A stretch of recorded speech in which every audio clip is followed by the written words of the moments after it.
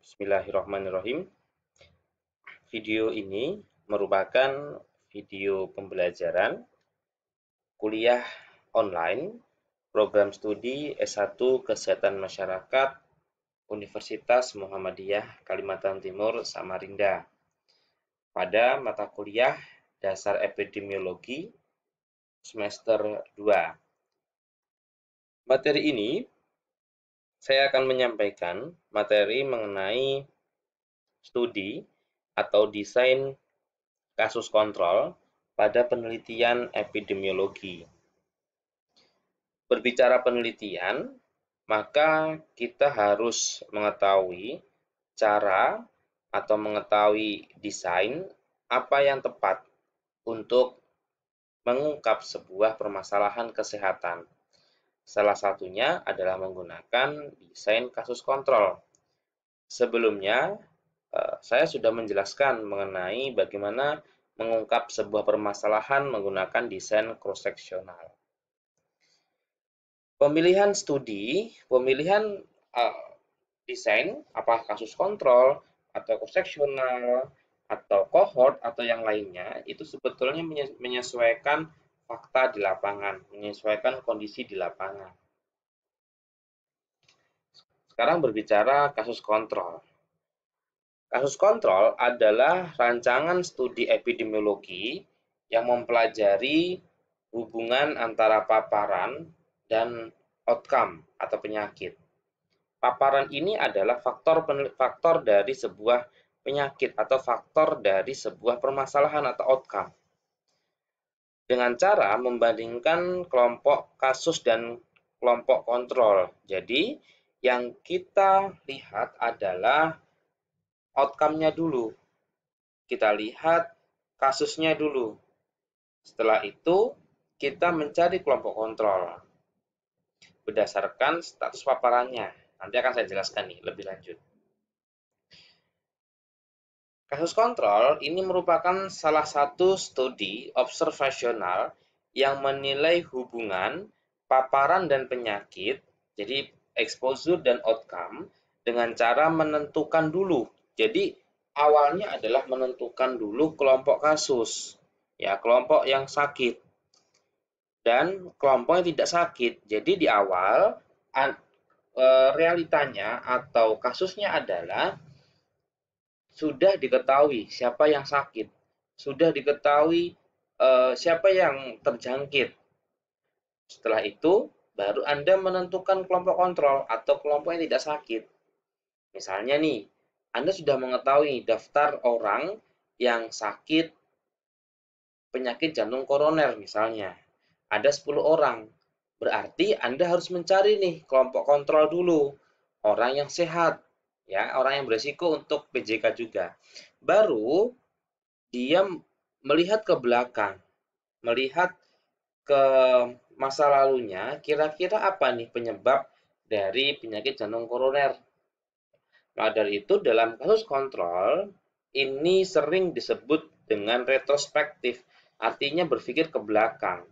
Saat ini atau now, saat ini kita mengetahui kasus, di mana kasus itu adalah outcome, ya, atau akibat. Kita melihat ke belakang, apa sebabnya. Ya, jadi gitu. Jadi ini adalah kasus kontrol.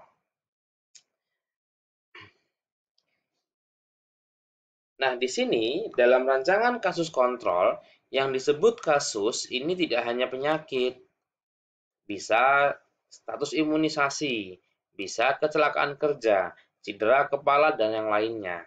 Makanya, jika dalam epidemiologi orang mengatakan outcome atau akibat, ada akibat, pasti tentu ada sebab. Maka desain kasus kontrol ini tepat untuk mencari sebab. Yang saat ini yang muncul adalah akibat. Misal seperti ini, status imunisasi. Ketika Anda melihat di lapangan ternyata ada bayi banyak yang lengkap nih status imunisasinya. Nah, Anda mencari ke belakang. Oh, ternyata pendidikan orang tuanya tinggi, atau mungkin dukungan suaminya bagus, atau mungkin dalam lingkungan yang baik. Ya, jadi itu adalah outcome. Jadi outcome ini kasus tidak hanya penyakit, bisa yang lainnya.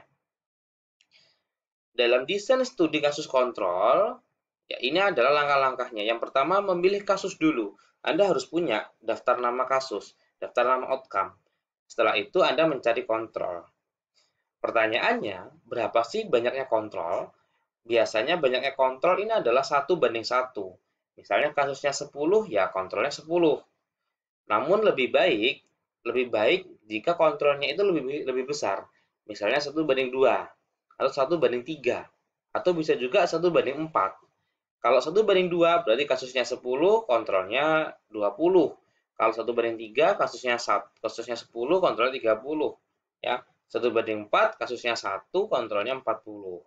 Ini adalah untuk menentukan kasus dan kontrol. Selanjutnya adalah ketika Anda setelah memilih mana yang kasus, mana yang kontrol, baru Anda mengukur paparan atau mengukur penyebab.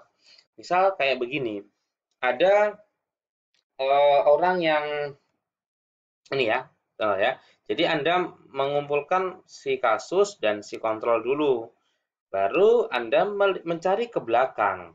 Ini perlu sampel. Sampel adalah bagian dari populasi.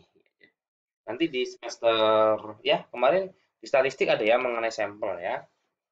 Nah, di sini katakanlah kasusnya adalah penyakit jantung koroner. Maka Anda menanyakan, Bapak, dulu ketika setahun yang lalu apakah Bapak suka makan gorengan terus misalnya, atau suka kurang berolahraga misalnya. Nah, ini yang Anda tanyakan. Ternyata ada yang bilang, ya, saya jarang olahraga, saya rajin olahraga gitu. Atau mungkin bisa jadi, ya saya punya riwayat hipertensi. Saya itu tidak punya riwayat hipertensi. Begitupun pula Anda tanyakan ke kasus kontrol, mohon maaf ke populasi kontrol. Di sini Anda tanyakan, apakah Anda setahun yang lalu atau akhir-akhir ini Anda hipertensi? Ya, saya hipertensi. Tidak hipertensi. Ya, jadi ini adalah kasus kontrol. Jadi mencari si sebab untuk mendapatkan di saat ini adanya akibat. Ya, jadi now-nya sekarangnya adalah akibat untuk mencari sebab. Ini ya. Contoh misalnya diabetes mellitus. Saat ini Anda mendapatkan kasus diabetes. Makanya silakan Anda cari kontrolnya. Nah, ke belakang di masa lampau Anda tanyakan apakah Anda perokok. Ada yang merokok, ada yang tidak merokok.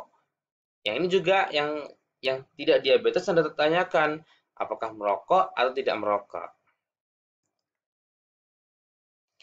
Kekuatannya, kasus kontrol ini relatif lebih murah dibandingkan penelitian yang lainnya.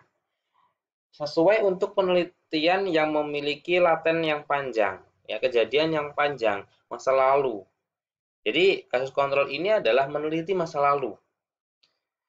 Sesuai untuk meneliti penyakit yang langka, angka kejadiannya kecil, insiden atau prevalensinya kecil di bawah 10% di populasi.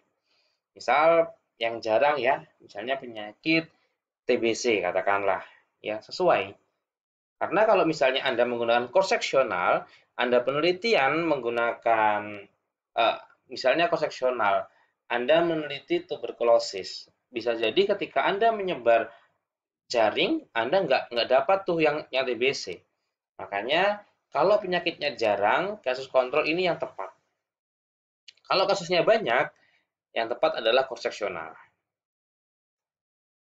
Kekuatan pula dapat meneliti sejumlah paparan. Jadi outcome-nya atau mohon maaf, exposure-nya banyak, paparannya bisa banyak. Sesuai untuk menguji hubungan paparan dan penyakit. Tepat untuk mengeksplorasi kemungkinan sejumlah paparan yang lain yang belum jelas hubungannya. Jadi bisa meneliti paparan yang lain atau penyebab yang lain. Namun kelemahannya, ya ini kelemahannya yang utama di sini. Alur metodologi yang bertentangan dengan logika eksperimen klasik. Tadi gini misalnya, idealnya orang mencari sebab untuk mendapatkan akibat. Tapi di case control, kita malah mencari kita mendapatkan akibat untuk mencari sebab, jadi terbalik. Ya, ini sebetulnya juga kelemahan. Nanti kalau untuk sebab mencari akibat itu ada yang namanya desain cohort. Rawan terhadap berbagai bias. Misal begini, ada yang namanya bias atau kesalahan. Bias, recall bias. Bisa saja dia lupa. Misal begini, saat ini Anda menemukan kasusnya adalah gizi buruk. Si anak sudah umur kita 15 tahun katakanlah. Ketika Anda tanya, Mas atau Mbak, apakah Anda dulu melakukan ASI eksklusif misalnya? Atau Anda tanyakan ke ibunya yang sudah 40 tahun, apakah anak ibu dulu ketika masih kecil ASI eksklusif gitu. Dia bisa aja ngawur atau bisa saja lupa. Oh iya Mbak gitu, padahal tidak. Jadi itu adalah recall bias. Jadi kesalahan-kesalahan dalam mengingat. Bias seleksi ya, ini pemilihan si kontrol, salah pemilihannya. Nah, ini untuk bias ini masih semester 6 ya nanti materinya. Ini kelemahan juga tidak tepat untuk mengevaluasi paparan yang langka. Paparan ya, bukan kasusnya. Oke, kita lanjut ya. Ini materi waktunya mepet, hanya 15 menit. Ya, karena kalau lebih dari itu biasanya sudah mulai bosan dengan materi. Ini juga ya, dalam memilih kasus, kriteria yang perlu diperhatikan adalah bagaimana cara menentukan kasusnya, harus tepat. Tidak bisa Anda menentukan hanya sekedar menebak, tidak bisa. Populasi sumber kasus, ya ini populasi sumber kasus ini adalah memilih kasus. Misalnya populasinya adalah kecamatan X, berarti di situ adalah populasinya.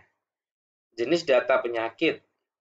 Nah, yang di sini populasi sumber bisa saja dari rumah sakit atau hospital base.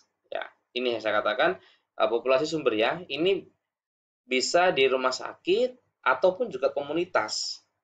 Population base. Kalau rumah sakit berarti Anda mendapatkan dari data rekam medis. Kalau komunitas mungkin Anda bisa mendapatkan dari puskesmas kali itu juga boleh ya.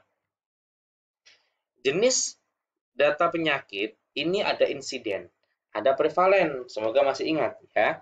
Insiden ini lebih dianjurkan daripada prevalen karena insiden lebih bagus daripada prevalen. Sehingga utamakan insiden. Silakan Anda pelajari kembali apa itu insiden, apa itu prevalence. Memilih kontrol sekarang harus berdasarkan dalam populasi sumber kasus. Misal begini, ada populasinya ikan, katakanlah ikan pada suatu kolam, kolamnya kolam X, kasusnya di situ. Berarti kontrolnya juga harus dari kolam yang sama. Artinya tidak boleh Anda nyebrang ke populasi yang lain. Harus serupa antara kasus dan kontrol, terutama pada karakteristik. Misalnya si kasus ini umurnya 50 tahun nih misalnya, atau lansia. Setelah itu laki-laki misalnya. Ada juga perempuan. Berarti kriteria yang sama adalah harus laki-laki dan perempuan. Nggak boleh fokus satu jenis kelamin. Umurnya juga ke lansia. Mungkin tempat tinggal itu juga bisa. Jadi si kontrol ini karakteristiknya menyesuaikan si kasus. Nah, itu pertimbangan praktis dan ekonomis dalam memilih kontrol juga. Ini ya, penting, kontrol harus dipilih dari populasi individu yang memiliki karakteristik yang serupa dengan populasi asal kasus. Jadi, karakteristiknya harus sama. Populasi sumber kontrol bisa dari rumah sakit, populasi umum, tetangga, teman, kerabat, keluarga, atau bisa yang lainnya. Yang penting sama karakteristiknya. Baik, mungkin sekian materi dari saya. Semoga bermanfaat.